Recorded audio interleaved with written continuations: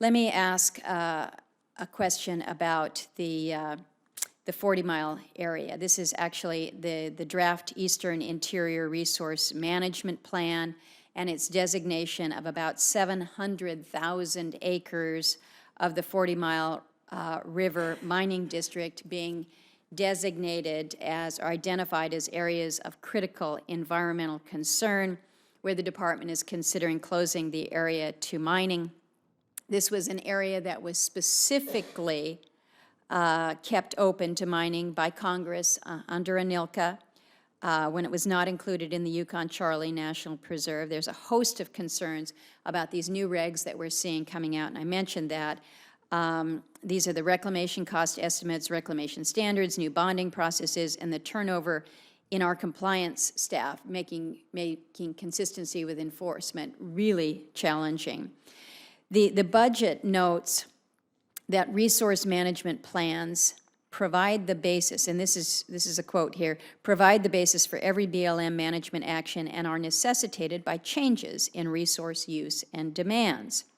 So the question for this area in the interior is what changes in resources and the demands then in this 40-mile region necessitate this nearly 700,000 acre of environmental concern management plan. And it's not just the 40-mile.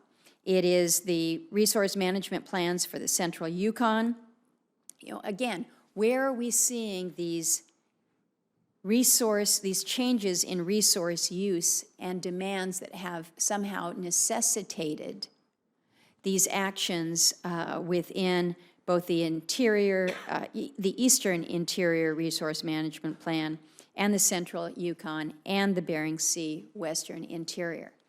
We've had these conversations where you have folks out in the region who've said, we've been working as a small placer miner operating for decades. Tell me where the changes are that all of a sudden make this, quote, an area of critical environmental concern that are not only limiting access and opportunity, but potentially just shutting it all down.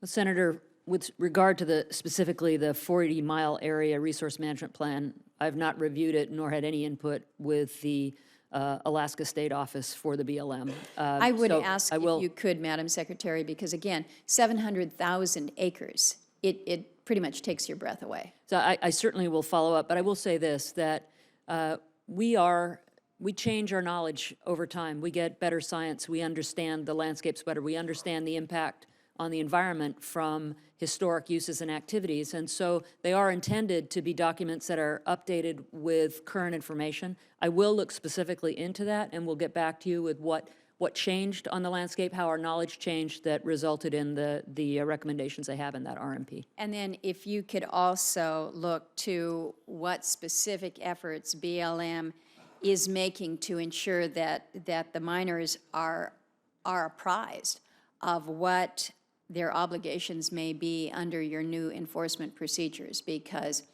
it's not right, it's not appropriate that there is now kind of the waving of the wand, there's a new designation, and all of a sudden a small operator who's been out there with his family for the past 25 years, you got regulators coming in saying, hey, you're in violation of all of this and we're going to slap you with a fine. So I'd like to know what kind of outreach, what kind of communication is going on between BLM and those that are working out in the region. So if you can get back to me on that one as well.